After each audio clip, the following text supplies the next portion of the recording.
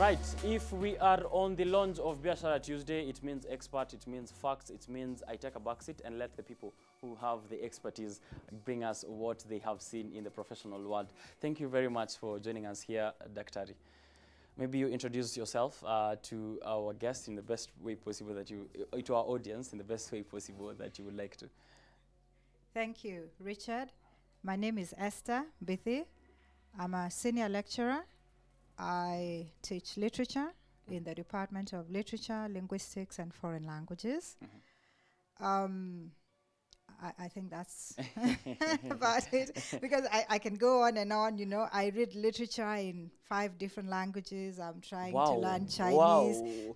In the classroom, we teach in English. Wow, these 5 different languages do not include maybe Kikuyu, Kisi, Kikamba? Actually, they start with Kikamba. Wow. And I speak, I read, I write Kikamba. And I you think write that... Kikamba? Yes, yes. Wow, you know, I have, sorry for going all personal, but I can't write my mother tongue. I can speak it fluently, but I don't think I can even get the punctuation correctly. Oh, I even do the little tones that go on top of vowels. Wow. But you know, I started school in Ukambani, and those first 3 years, even before it became the policy, we learned in the mother language, and I have continued. And this probably cemented what you have become right now. I personally think that all of my languages pass through and are calibrated by my knowledge of Kikamba, so yes. And you are fluent, of course, because you are a senior lecturer at the Department of Linguistics. It is understandable. I try. I will try as well. When I speak, by the way, the last time I went to a conference on Sheng, I actually won a prize. So Sheng? Yes, Sheng. So I see mtu mbwakni. You understand this thing. I do try, and I think it's useful for all of us. It is? Yes. Right. Sorry, those other 5 languages, I would love to know which others. Well, let's go down the list. So we start with Kikamba. That is first, and that is the one that calibrates all the others. Then we do Sheng. Then we do Kiswahili. You are fluent in Sheng and Kiswahili and Kamba. You haven't even gotten to English yet. Then now we start with English. So that would be my 4th language. All right. English. I also speak French. Wow. I am actually a teacher of French. If you look on the French page, you will find a little spot there with my name on it. Wow. Right. I speak German. And as I've said, I am learning Chinese. I went through, actually, when the Confucius Institute started here, I went through that. I was in that pioneer class of lecturers who were taking Chinese, and eventually we went to Beijing, and yes, we did some pedagogical skills. That wow, what? How to teach Chinese. Oh, all right. Yeah. That is interesting. That makes you a senior lecturer and very fit for the job. It means that I enjoy what I do, and yes, I try to make sure that the ones I'm teaching also get to enjoy. Thank you. And we want to enjoy here. We want to learn from you, of course. Maybe tell us a little bit about this research that you are involved in. And we had a conversation with a colleague of yours, of course, from also the department that you come from. And we broke down exactly that VC grant and how it helped, of course, understand how the market looks like in terms of how those people are entering the job market, how they are making those applications, what exactly they are putting in there. But before we get into the meat of the conversation, how important is this research? And during your involvement, how did you, what was the perspective from your end? Our research was funded by the Vice Chancellor's research grant, and we are very proud of it. I'm not sure if all universities have that, and we were lucky. We got funding a few years ago. So we went out into the field, and that's easier said than done, because there are so many things we had intended to do, we would have wanted to do, in order to understand this transition from academia to industry. And there were bottlenecks, of course. which is good. It's a learning experience, and we will share those bottlenecks. We have been disseminating. We had a workshop here at the end of May. I think it was Friday the 28th. Right. And we have written research papers. We're going to conferences, and my colleagues have been here, 2 of them earlier. They have dealt with different areas. So today I would talk about the expectations of industry. Right. What did we find out when we got to industry? Industry meaning, of course, we had interviews with human resource managers, and sometimes we were lucky to talk to people who sit on panels when interviews are being done, and the people who go through what we were interested in, the letters and the CVs. Once a job has been advertised, and we know that for every advert there are probably millions of application letters. True. Somebody has to sift through that and do a short list. So we talk to some of those people, and that's what we are dealing with today. Now, as you spoke to these people who are on the ground, who are looking at the applications from the receiving end, how big is the disparity in terms of what the people who are making the applications have and what exactly is needed by the employers? How big is that gap, if any at all?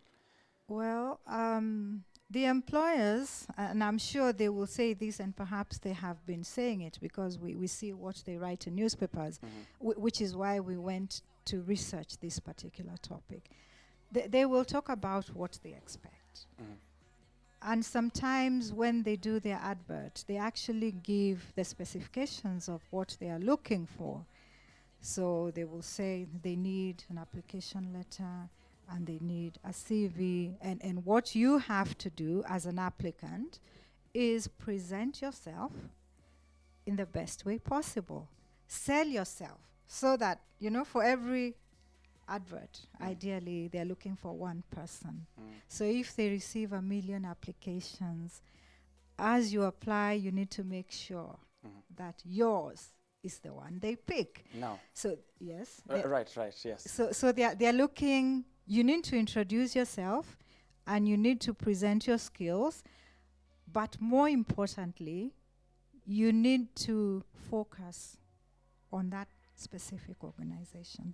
So that it's not always the same CV. The one you did 2-3 years ago that you pick from a box and it has begun to go yellow, and you attach it to a letter and send it change off. the date and send it out. Yes, absolutely. So yes, they're looking to see that you are communicating and that you have taken the time and trouble to see what they are looking for, so that when you write, that letter will be probably the first point of communication. They don't know you. They don't even have a picture. They've never seen you. It's not video. So you have to put that. Give them an image of who you are. Into that letter. They need to know who you are and how you will fit into their organization. Right. So how you fit into the organization and a particular specific organization is something that I'm understanding if you're an applicant you need to look at, not to just generally have something that you apply across the different places that you apply to. Absolutely. And we looked at some of the letters that have been received by human resource managers. And you can tell, for example, and we are talking, of course, about entry-level applicants, people who have just finished school, they're looking for their first job. And they write the letter as if they're writing for the exam. How is that? And employers can see that this is somebody who is doing something as if it is for the teacher, for the exam. Because clearly, and this is something also we can tell, if you look at past papers and the way this topic is tested in the national exams, you have a format, and maybe instructors will concentrate on, you need that address here, you need this address here. And I've seen, I have taught high school many years ago. Yes, and I have taught, I have looked at some of those formats. They tell you, after they have done the addresses, then they have introductory paragraph, body, concluding paragraph. So what students will write, and I've seen some of these letters, it's actually Hilarious. quite entertaining. I am a Kenyan born in the year 2003. I am 18 years old, and I can work under under pressure with minimal supervision. Yes, yes, and employers are looking and look, you don't have to repeat. I remember a very long time ago when I was young, and I don't know where I learned this. Right. Letters need to be one page. Mm. If it's longer than a page, people will That's an probably essay. know. Yes. So the point is that employers are looking. In addition to all that information, you need to do it very precisely, so that you're not repeating what is already on the CV. Right. Now, on the CV, you probably already have a name. You have a year of birth. You have listed the schools that you have been to. And if those schools are in Kenya, you don't really need to tell people that I am a Kenyan born in 2003. Then you're losing those details are already there. They are already on the CV. And you have now lost an opportunity, because on this one page, you need to get that employer so excited that you're the only person they want for that job. Right. So how do you make that happen? How do you make that one page make the employer excited for your CV that they haven't looked at yet? Now, the first thing that our young people need to know is we are not doing this for the exam. So we are not looking at, that address there is 2 marks. This address here is 3 marks. And when you write, "Dear Sir," that is 1 mark. And at the bottom there, when you write, "Yours faithfully," that is another mark. No. You need to concentrate now on this one page. Forget the format. Yes, of course, format is very important. But at the end of the day, employers are looking for the information. And we have to remember, in many cases today, even before COVID-19, many of those applications are done online. So yes, you will log on to a page. And you will write in all that information. But at the end of the day, it is actually this one page that is very important. And when you introduce yourself, when it says introductory paragraph, you don't have to tell us your name and your family, date your of next door birth kin. Yes, you don't need to tell people that. And even when it comes to some of the big words you're using there, I am a team player. I am an honest Kenyan. It would be more important, and sometimes patriotic.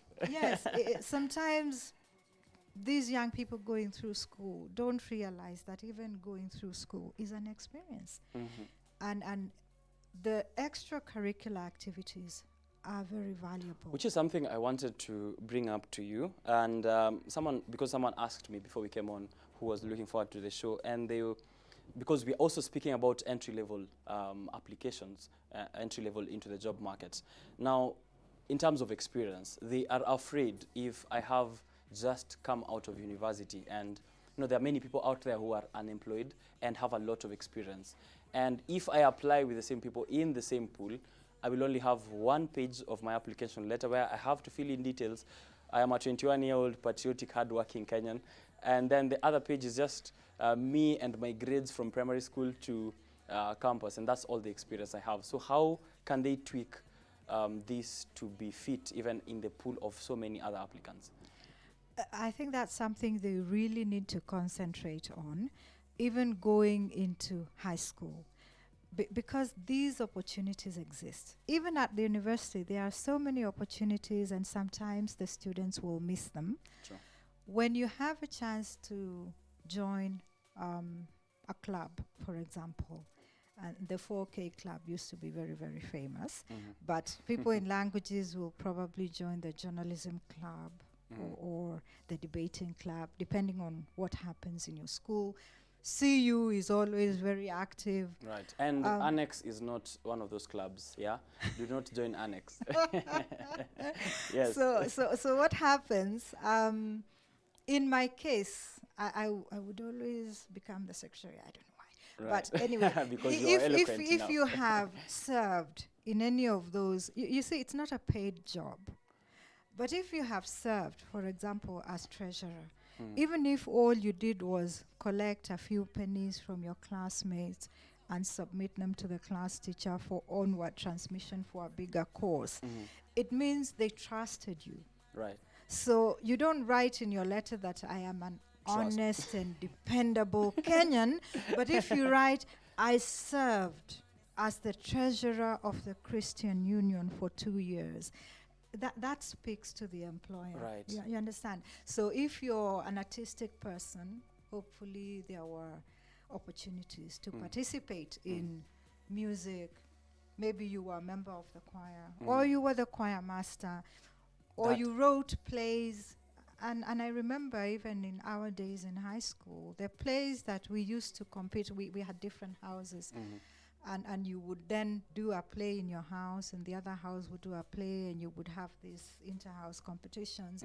If you can tell Sounds your like you went to a really good school. No. I think the system has always been the same. It's a question of how you take advantage of those opportunities. Right. So if you can say, when I was in high school, I was perhaps the house captain of, I don't know, Niger Livingstone House. And the play that I wrote actually became the winning play that year in the inter-house competitions.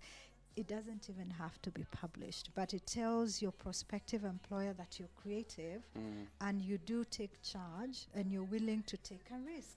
Right. So you don't have to write it. You can show it by things that you did. Yes, absolutely. Those illustrations mean more to employers than just writing those big words. Right. Because you see, if you write on your CV, you're just straight out of school. So yes, you write your grades and everything. But if you can find a way to write, you know, when it comes to responsibility and leadership, I was a class prefect, or I was the school head boy. I was a house captain. That speaks to employers about responsibility. And then you don't need to just write your grades. They can see as part of your CV. Like KCPE 378, KCSE A-, and you're just mentioning grades all over. The grades don't matter. At the end of the day, and frankly, CVs that have grades are problematic. So, as I said, it's entertainment for the people reading, but it's irrelevant. You know, whether you had 360 or 370 or 400 does not matter. The point is, you went through the exam. So you have done your years of primary school, and you got a certificate. So you have passed through that stage. You can think of it as a rite of initiation. You go on to high school. Sit your 4 years in high school. So it's just relevant to say, in the year 2019, I did my KCPE.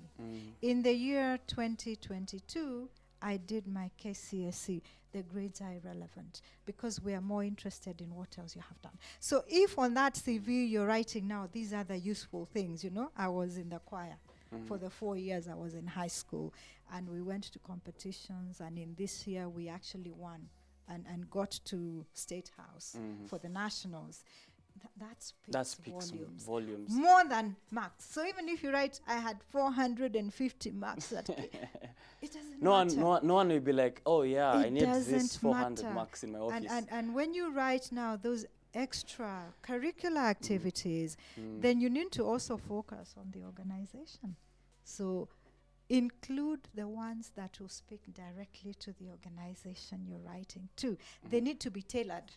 So you need to have read the advert and understood what they're looking for. You also need to do a little research and find out this organization, in addition to what they're asking for on the advert, what do they actually do? Right. Because then you can write also information that speaks to them directly, if you're very good at speaking with people and it's a service. Now let me put you on a hard seat. They are saying that employers aren't actually looking at our CVs. So many complaints of people saying, oh, I found my CV in a trash can in Gong Road. And, you know, I recently saw someone posting a photo of someone's application letter. Like, yo, I found this in Langata Road, whoever was applying.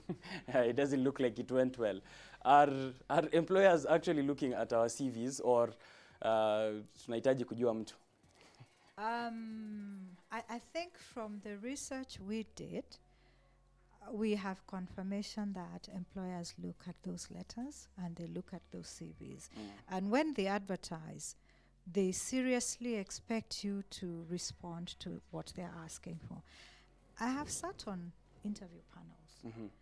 I have looked at letters, and there are some that you don't even open the envelope. Wow. It's a question of presentation. So First if you impression is come key. across those letters on Langata Road or in trash bins, it's because they didn't make the cut. So the ones that actually presented themselves well enough will not be on the street. Right. So I will confirm from experience over a long time and working in different fields, and from the research we did and talking to people who are in that field today, human resource, employers, those letters are very, very important. Right. And I think each one of us needs to take them very seriously. And I would encourage people to do some practice. You know, practice makes perfect. Right. So when you see job adverts and you're looking for a job, you can make it a full-time job to look for a job, so that you can apply even for the jobs that you know you don't fit. And then sell yourself very well. And if you even receive an invitation to an interview, then you know you're doing something right. Even if you're not interested in that job and it doesn't fit with your interests, it means you have sold yourself. And at the end of the day, that's what you need to learn to do. So even after you learn how to write letters in school, you have to go on and put in some time on your own, continue to learn, practice, and get the skill right. Now, how big or small should my CV be? When a few years ago, when they were advertising for the role of the Chief Justice, before this current selection, I remember one particular applicant had, I think, 85 pages worth of resume, as well as Professor George Magoha, who is famed to have a CV that is as big as my the curriculum I went through in campus. How big or small should be a CV? Because people include the fellowships they went to, the research papers they wrote, the ceremonies they attended and officiated. So many activities are all tiered down into so many pages, and some people just summarize it in 2 pages, 1 page. Actually, I've seen someone with 40 years worth of experience with a CV that is just 1 page, and someone else with 1 year out of campus with 5 pages of experience. So is there a standard size a CV should be, or what exactly goes on to the elements that make up a CV? Well, I think the standard here, and you need to take that very seriously, is that you tailor your CV to the organization. Now, if someone has been professionally active for 40 years, there's a chance that their CV will be 40 pages. Because even you now, younger than 40, if you were to write memoir, it would be longer than 100 pages. So it's a question of what is that organization looking for, and then give them that. You always have the bigger CV. And if you do get invited to that interview, you can give it to them. The problem with writing a very big CV, especially, and we are addressing now first-time job applicants, is that we all know you've just been through school. So it's not even a page. It's half a page, because you have your personal details. Those are 4 lines. And then you have your schools there. And if you're an honest and hardworking Kenyan, you stayed in one school, primary school, you stayed in one school, secondary school, and you went to one university. Because if you went to 2 or 3, chances are you were expelled. So, you have 3 lines personal information, you have 3 lines education, and then you have these other power 3 lines that are responding to the organization. It's 1 page. So really, anything more than a page, frankly, for a first-time job applicant would be a problem. In addition to which, remember we said for every advert, there is probably going to be 1 million applications. They are not going to look at your 40 pages. So you need to make sure all your PowerPoints are in that half page. Then that letter gets on the table. If there are 40 pages, they will go into the dustbin. Right. So you're submitting a CV, not a memoir or a biography attached to your application letter. You just put your experiences and put the PowerPoints, as you said. Yes. And make sure those PowerPoints are speaking to that organization. So do know something about the organization. Yes. Now, Daktari, in the workshops that you've conducted since this research happened, how is it being received, and do you think that we're going to make progress in terms of bridging that gap as we transition from academia to the actual professional field? So far, the reception has been very positive. As I said, we had a workshop and we had stakeholders there. The people that we spoke to from the institutions that we visited, and they were very happy. As I said, many of them already know. You know, employers are seeing these letters, and we looked at samples, so they know there's a problem. So they are excited that it is being aired. I did say we had problems. Right, bottlenecks. There were some employers we couldn't reach. There were some institutions, you get to the gate, and you know here how far our gate is. Right. And they will tell you, we do not receive researchers here. So there are places where we didn't get information, but we do know generally. They thought you were mining data from them or something. I am not sure. Some of them may be just uncomfortable, or they are not aware that the ethics does not allow us to mention names and institutions. Right. And instead of asking the question, they just think, nah, I don't want my name mentioned on TV. I don't want my superiors to know that I threw some letters in the dustbin. You know, it's complicated. Right. But most of the people we have, including the ones who didn't want to give information, they're very excited and they're happy, and I think something positive will come out of it. But also we do have some flyers that we are giving to teachers and you know, for students to know. Did you come with any that we can? No, personally I haven't come with any, but I can give you some. Okay. Which you can probably just, you know, show to the people. Yes, because what our young people need to understand is that we do have this on the curriculum and it is taught, but time is of essence. So even their instructors may not always be able to cover everything. And even in high school, really, if you have a class of 80, each one of them will probably go and work in a different industry. So in terms of focusing and tailoring those PowerPoints, it's never going to happen in a classroom. Right. So each of them needs to know that they have to do some work on their own. Right. Because that's why we're saying once you see the advert, also do some research on the organization. And that's something each person has to do. It's not about the teacher or the exam. And that is something that every other person who's come here from the research that you're involved in has said. Make sure that you do research on the organization that you're applying to so that you can tailor your CV to fit what they're looking for. I'm getting that, is it? Now, Daktari, as we wind up, because we are running out of time and this show has another guest who's coming on, but we have tried to take a look at that transition from academia to industry. Maybe the last remarks on what exactly now generally your conclusion is now that we finished with the research. We've been here, we've had this discussion, as well as where maybe people can get the information to read the research and maybe read some of the findings that you have from the field. Right. Perhaps I should say, as a concluding remark, and this is something one of those employers said, if you imagine an organization as an engine, communication is the oil that makes this engine turn and keep turning without complications.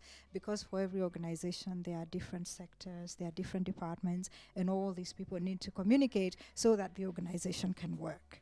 And of course, job application letters and CVs are the very first point of contact between the applicant and the employer. Right. So even as you start there, it means that your communication skills need to be good at all times.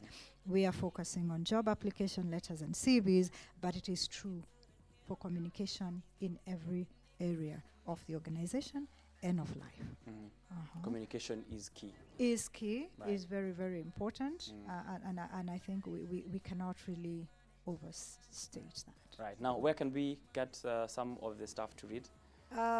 We have, as I said, we are going to conferences. So those papers will eventually be published. All right. We have sent a write-up to newspapers, and we have a write-up coming up on the graduation publication. Right. Yes. I hope I get a hold of it so that I can show it to the people. Yes, absolutely. Right. That was Dr. Esther Mbithi, who is a senior lecturer of literature in the Department of Linguistics and Literature, Linguistics and Foreign Languages. She's very eloquent in a lot of those languages, a lot of, it's 5, and learning the 6th. Yeah. I was trying to get the statement, the French statement for do you speak English? I don't think I have it. Parlez-vous anglais? Parlez-vous anglais? Although usually we ask it the other way around. Parlez-vous français? Parlez-vous français? Oui. Oui. Bien. C'est bien. Thank you very much for having this conversation with me, Daktari. And I hope in future when you do more awesome researches like this ones, sorry, is there a plural for research? No. Because research is permanent and ongoing. Right. Yes. So when you do more research, we hope that we can have you here back again. Thank you. Thank you very much. And if you missed out this conversation that we just had on the transition from academia to industry, we were taking a look at exactly what the employers are saying is in your CVs, what you are missing out, and what you should put in. The thing that I found most interesting, and I've always found most interesting throughout this conversation, is that research is really important. Make sure that you do research to the organization that you're applying to know what they are looking for in the candidates, to stand out, to tailor your CV so that you can be fit for the job. Don't go too far. This is still Biashara Tuesday. I am coming back with Nixon Kirwa, who is a head of communications at N2K. Kirwa will be joining me here on set to help me discuss exactly how important communication is, how do you market your business, and how do you ensure that the two tie together to make you profit. Don't go too far. This is Biashara Tuesday. We are still online on Twitter. Find me at Richard_Kenya. I'm reading your feedback also on the Facebook Live that is currently streaming. I'm seeing a lot of guys who are joining me in. So I'll be coming back in a short while to read your feedback and to continue with the conversation. Don't go too far.